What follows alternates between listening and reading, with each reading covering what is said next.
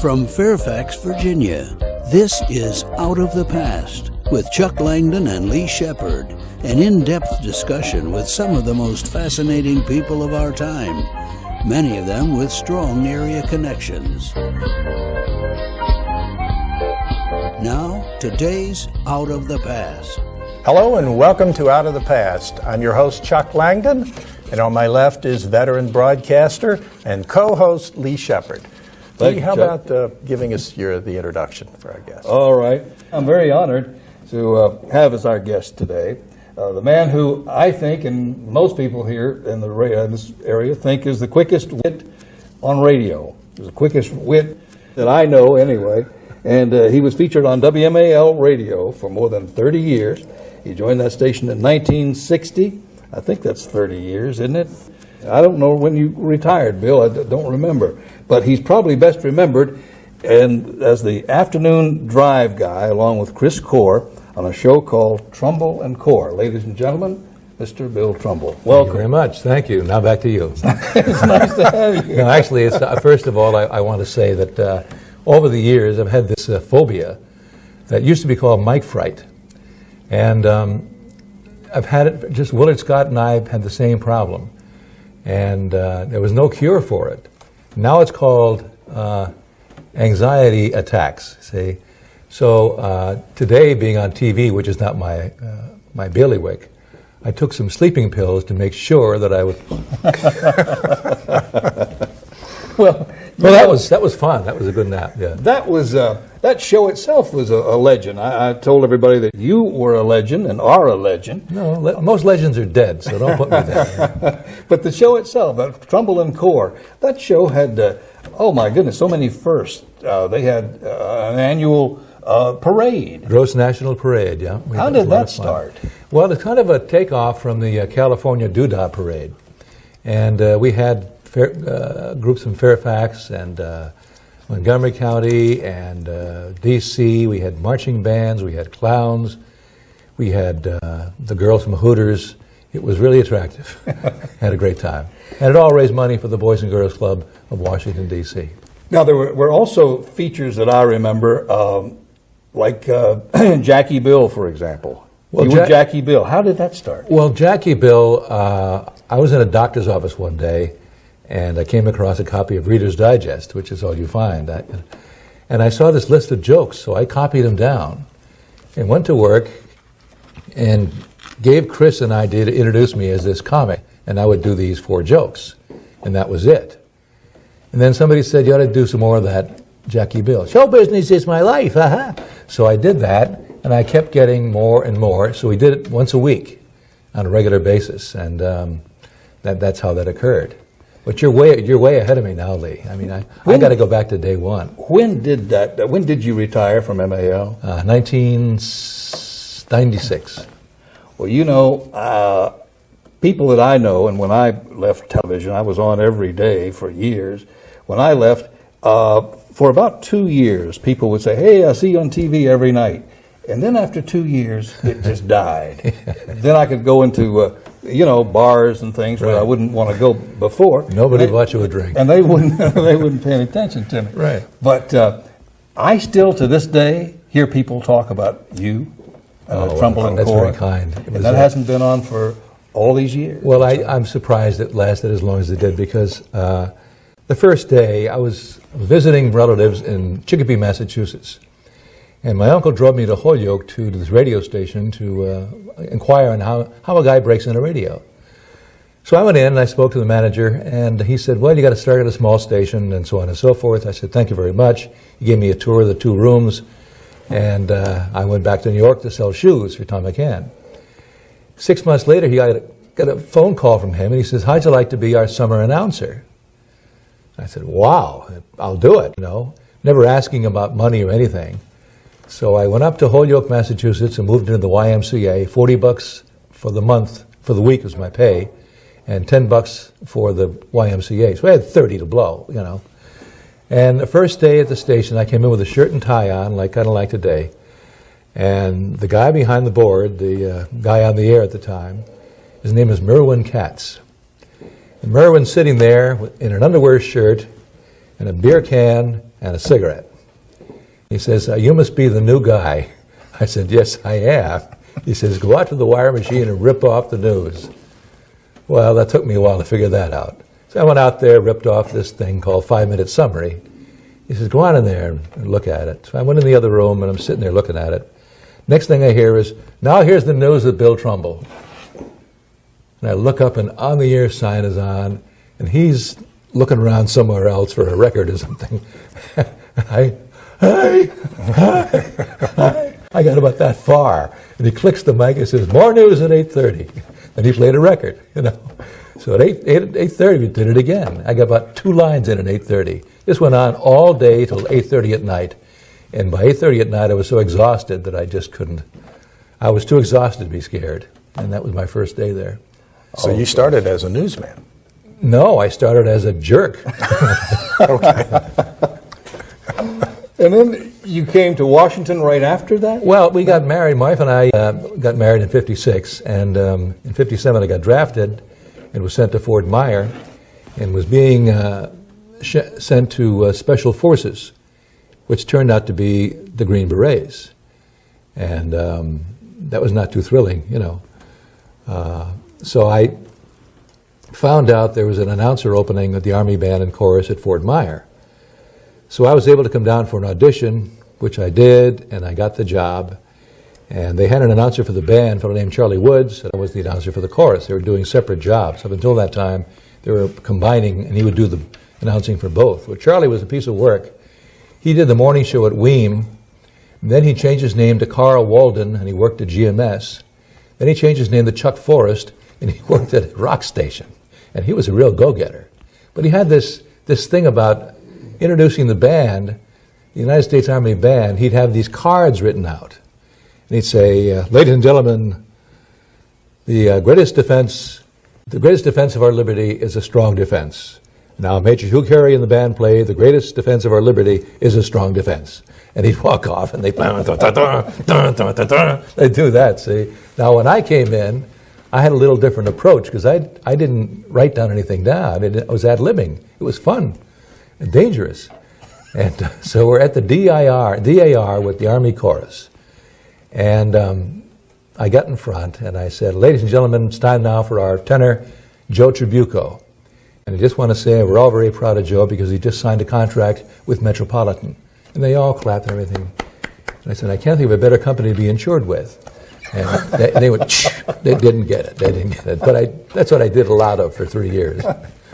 You know, I have a feeling, Chuck, maybe you agree, that Bill was so witty and so quick-witted that, and people all knew that, Well. but I don't think most of them got half of your wit. Including me.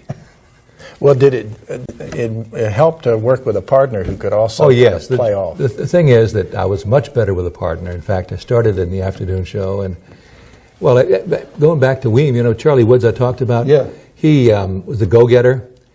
And where he is now, I'll tell you where he is now. His middle name is Osgood. So Charles Osgood of CBS Television is Charlie Woods. Well, I'll be darned. That's the guy.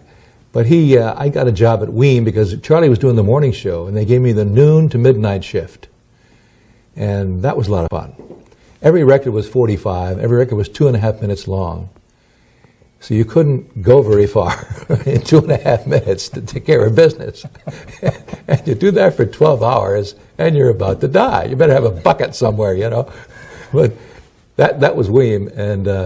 And you asked me about a partner. I didn't work with a partner until really with George Wilson in the mid-'60s. I was in the television booth, and they put me on with George Wilson for a midday show following Hardin and Weaver. This is when Jerry and Jimma retired. And that lasted a little while because they said we sounded too much alike. So I went back to the booth, and he went back to the TV booth. And then in '68, they gave me the show myself, thanks to Andy Ockershausen. That was the afternoon That was show? the afternoon show. It was myself and then Johnny Wilcox. Hardin Weaver, Johnny Wilcox, and myself. And intermixed in there was Jim Evans several times. And so I got the afternoon show in '68, and in '74 they decided to give me a partner. And they brought Ed Meyer in from the news department. But the problem was they wouldn't let Ed do anything disc jockey-wise. He couldn't do commercials. He had to type his newscast while the records were on. So we never had a chance to really talk what we're going to do next. And that was pretty much a disaster. And we knew it right away, but it took them 2 years to figure it out. At Weem, did you use a name other than Bill Trumbull? I was Bill Dennis. Bill Dennis. Yeah. Well, now you're one of the few people, I think, who didn't change their names. So many people changed their names back in those days. Well, I was originally Ed Meyer, and then they changed my name to Bill Trumbull. But my original name was Sasha Cantaloupes, because I was from the old country, Busch Gardens. And well, now, that's a little inside joke, that Ed Meyer part. Yeah, I know. You know Ed Meyer, don't you? Yes, I do. Yeah. That, of course, is my original name. Oh, really? And yeah, you knew that. And I had to change it to Lee Shephard because of Ed Meyer, who was on another station. I was at TOP. Well, the funny thing, he is now Sasha Cantaloupe. That's the weird thing. Is he still around? Oh, yes. In this yes. area? Yeah, he's 106 years old, and he lives in Missouri. Oh. Now, you also worked at, what's that other station? WFAX and W. Oh, yeah. Wheel? See, Weem paid me $1.25 an hour, and you couldn't really build up a nest egg with that. And I found out the station in Fairfax, WEEL, was paying $3 an hour. So I went there for a guy named Lamar Newcomb, and he had me do a show from the window of Music Time in Seven Corners Shopping Center. And since I was still in the Army, they said, well, you know, you're missing too many shows. We're going to let you go. So then I went to Wheel in Fairfax, and they had me doing the all-night show from the diner in Wheel. And that was probably the worst experience of my life. They had one turntable, a 45 RPM turntable, and I sat on the counter, and all the drunks would come in all night long. Play Mac the Knife, play Mac the Knife, you know. So I had Mac the Knife, and I had like 14 other records. I kept playing them over and over again all night long. Then the morning man would stop by the diner, pick up the records, and bring them to the station so he'd have something to play. You know? And this went on for a long time until New Year's Eve when they fired me. Were you playing a top 40 format on this station? At that station, yeah. Rock station. Yeah, sure. They were all in a jukebox. And you pressed a button, you had no idea what record's coming up next. They had 100 records in this jukebox. It was just, oh, there it is, you know. Oh, there's Laverne Baker. Oh, okay. Well, now, getting back to the Army Band here, weren't you a musician with the Army Band? No, I played cards. That's all I did. No, I was the announcer for the band. And Steve Lawrence and I did shows together. And the band thing was strictly in-concert performances. So I would go to rehearsal. What for? I don't know, because I didn't sing or have to rehearse anything. But the first appearance I made with the band after being a small-time DJ in Holyoke, Massachusetts, was at the Hollywood Bowl. That was openers for me, following Pearl Bailey. Oh, wow. Talk about being scared. And then we went to Red Rocks Amphitheater. And then next year we went to Rockefeller Center and Carnegie Hall and did all these places, you know. It was wonderful. Great years. Now, wasn't there a Steve Lawrence connection with your getting your job at WFL? Yeah, Steve was a singer with the band. He was drafted, and he signed some kind of 2-year deal instead of a 3-year deal, because he was already on the Steve Allen Show at night with Edie Gourmet and Andy Williams. And so Steve knew somebody who knew somebody, and he called up and he said, maybe you could arrange for an audition for this guy, Bill Trumbull, who was a friend of mine. And they said, okay, send him over. So I went over to Channel 7 back in early 60s. I was due to get out in June of 60. And I met the program director, and there wasn't much to it. He said, okay, you're hired. You start Sunday. I said, wow. So I got an early out from the Army, a couple of weeks out. And then I'm up to the first day at WMAL if you want to break and have a something. Yeah, Chuck asked me about that story, the first day, I believe, Yes, at MAL. yeah. Well, you recall the Merwin Katz story from the first day at WREB. This is very similar in the way that I had never been on television before. And I was just learning to say Channel 7 Washington, or during the day. Sunday afternoon programming is death. There's nothing on, you know. And this is 1960. There's really nothing on, except Adventures in Paradise, you know. So at 11:15, I was working the 4:30 to midnight or 1 a.m. shift. And 11:15, the director came in and he says, "Have you ever been on TV before?" I said, "No." He said, "Well, tonight's the night." I said, "Why?" He says, "Well, Bill Malone, who's a sportscaster, he just called, he's not going to make it, and you're it." I says, "Well, I don't know anything about," he just walked away. So they went down to the studio and they gave me all the booth copy to read in the studio. And they hung this 40-pound lavalier mic around my neck, and I'm like this. And I'm doing the intros for Joe McCaffrey and all that stuff. And then it's time for the sports, and I get the heebie-jeebies again, and I can't breathe. And I'm sweating so much, my glasses are going down like this, and I keep doing this all the time. And they keep doing that, so I couldn't read the cue cards. And the cue cards were 2 live commercials for Aero Chevrolet. I don't know how I went through that. Then there was film of the President's Cup Regatta that day. Then there was also 4,000 baseball scores that day. So they gave me little pieces of paper with the names of the winning pitchers and who hit the home runs. I dropped them on the floor.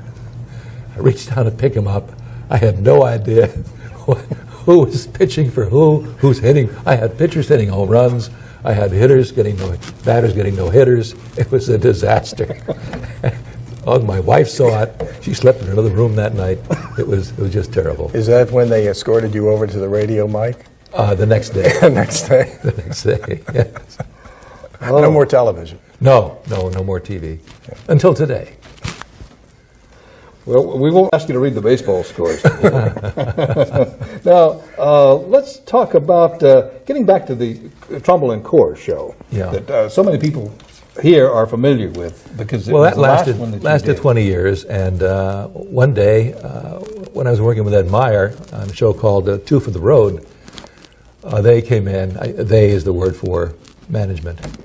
They came in and said, "Well, we're not happy with the show. We're going to cancel, and one or both of you may be gone in 6 months." So for 6 months, we had this hanging over our heads, you know, is today the last day or what, you know? So anyway, at the end of the 6 months, they came in and they said, "Well, Ed Meyer, you're going back to the newsroom, and Bill, this is your new partner, Chris Core." That was it. And I had seen Core. I had not really talked to him much. I mean, he's a younger fella, and so from that day we became partners, and we had to figure out how we're going to do it, what we're going to do, and all this stuff, because nobody told us anything. Did you play a role of the straight man or the? Yeah, share? Well, to be honest, I wasn't sure how he was going to react to me, because he's a take charge guy, and I'm more of a background guy. So the obvious way to go is to have him do the show and have me react. And that's how we did it for 20 years. I mean, he would take charge and go gung-ho, and I would do commercials and kid around and work off of him. And that's how it worked. Didn't you lose a couple of positions because you took a vacation? Remember? Yeah, well, that was before the Trumbull and Core show.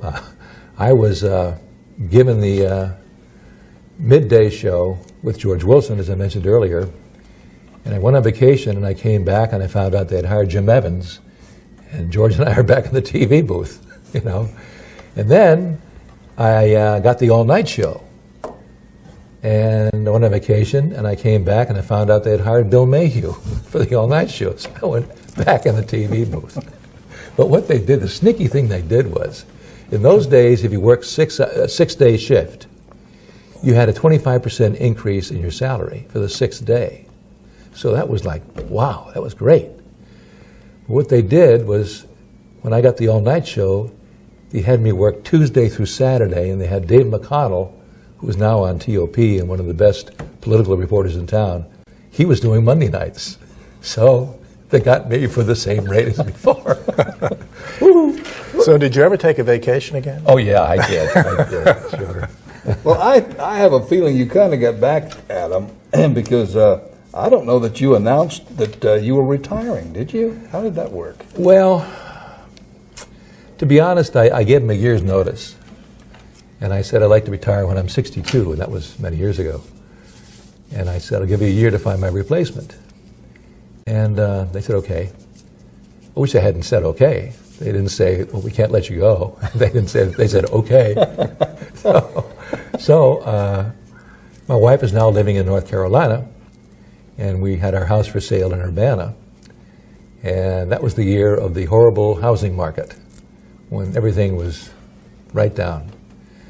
And so when they put a third person on the show, and you put a third person on the show as my replacement while I'm still there, it kind of messes up your chemistry after working with somebody for 20 years. So I did it for about 6 months, and then I said, it's not going to work. The show's not working, and I know it's not working, and everybody knows it's not working, so I'll just leave.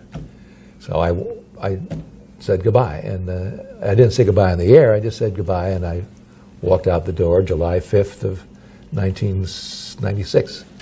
And that's when formats were changing. Did that have any impact on Oh, yeah. Well, talk format came in before that, which I really didn't like at all. I loved playing music, you know. I loved picking the music of the show. And as the years went by, somebody else picked the music, and then a machine picked the music, and I didn't like the music they were picking. And then they went all talk, which is when Mayhew left after a while, because it was his job, music, you know. Same with Felix Grant. His job was music. Everybody knows his jazz show is so great. So when you go all talk, you lose all that, and they're gone, you know. Did you notice a difference when MAL, when I was there, was out at the transmitter, and that was an old house that they had converted into a radio station. Right. We had a kitchen, and we could cook our soup. And a nice outhouse. Yeah, and it was where those three towers are, Yes. up there on Green Free Imagine Road. what that land is worth now. I know. You'll see those towers when you go around the Beltway. That's right. And that's where the broadcasting was all done back in those days, in the 60s. Felix Grant was from there. Bill did his afternoon show from there. And I always heard the story that Felix was a very fastidious gentleman. Oh, wow. What a dresser. He was always embarrassed by that little... Well, he was afraid of getting dirty. I mean, he came in, he was almost, it wasn't a tuxedo, but he was dressed better than any of us every night. He would go to jazz clubs afterwards and interview people and talk to people, but he came in and he had a cross pen. I'd never seen one before, those expensive cross pen. And you get the log, which tells you what commercials are on, and he would take a ruler and he'd draw a red line under each commercial, like that, and turn the page. He was on from 7:15 to midnight. And he would, you know, write in the exact time the commercial started and so forth, put the cross pen down. Then he would try to get all the commercials out of the last hour so he could play longer cuts of music, like 15-minute cuts. And he was just so cool. And later on, when we moved to Jennifer Street, and he was still doing the show, he would walk in and drop in on our show before he started his show. And every night, like clockwork, he'd walk in. We were dressed like in a sports shirt and slacks and stuff like that. He comes in dressed to the nines. He would always say, "Don't get up, man. Don't get up. You don't have to get up for me." You know? And he was something. Oh, my. Did you ever get the feeling that after they moved to Jennifer Street and the sterile atmosphere, that perhaps the whole atmosphere of the place changed? Sure. Did you? Yes. It came much more formal, as you said, and it was much less a game, much less fun. You know, you're on the fourth floor of a four-story building, and you see all this metal and steel around, when before that you're looking out the window and seeing a cow walk by at Raintree Road, you know, and the window's open, you're doing a commercial, you hear, and you start breaking up, you know. But we got to Jennifer Street, and everybody was there together. We didn't realize the size of the staff, you know. We had FM in there and AM in there, and all their sales staffs and all their news people and all their hierarchies and so forth, and there was like 100 people working there. We used to work for 5, and that really changed. Yeah. Do you think radio will go around in a circle again and reformat? What Not are the your way it's feelings going about now. I radio? don't think so. I don't have very much hope for radio the way it was. I mean, I don't think there's one station in Washington that plays Frank Sinatra. I think if you go to New York, you might hear him. But you got satellite radio now, and you've got talk radio now. All AM is about all talk. And you've got Spanish stations, and you've got black-rated stations. You've got all kinds of stations that cater to various audiences. And when I came here in '60, it was like 12 or 15 stations for the whole area. You know, there was a rock station, and then there was an MAL, and WRC at that time was much like MAL with what they were playing, and TOP with Eddie Gallagher was doing a music show then. And so there were those are the three stations: RC, TOP, and MAL, and that's what it was. Well, I told you the time would go quickly, and it has. It has, really. Thank you so much for being our Well, guest. my pleasure. Ladies and gentlemen, the legend of local broadcasting here in the Washington area, Bill Trumbull. Thank you. Thank you so much. You gave us some Thank great you. insights to Oh, the my pleasure. behind the scene of radio, and we have lots of our listeners like to listen to these. So I hope so. very Thank you We're very going to much. close listening to a little Jackie Bill. Good evening, ladies and Oh, germs. Jackie, welcome. Hey, did you have a nice Christmas? It was not bad, I guess. Well, you know, not bad. Yeah, Good. kind of busy. Good. Why? I don't want to hear the whole thing. You I'm axed? just setting up the premise. You axed, and I'm just telling you. I did axe, yes. Yes. My wife gave me a cellular phone, but it doesn't work. Oh, I'm sorry to hear that. Well, you know, I went next door to my neighbor's house, and I called the phone company. They Right. said they'd come over and fix it, and I Yeah. said, when? They said, well, we'll call you. Well, they can't. No, because it doesn't work. It doesn't I work. got so frustrated, I fixed it myself. Did you? How'd you do and that? now it works. But every time, a little problem. Oh, yeah, still. I mean, you fixed it, I but not fixed it fully, myself, yeah. but, you know, I Sure. mean, I don't know a lot about it. I'm So not what- a guy. Hard for me to believe. I mean, every time I pick up the receiver, my burglar alarm goes off, and I have to ring my front doorbell to get a dial tone. But it's other a than little that...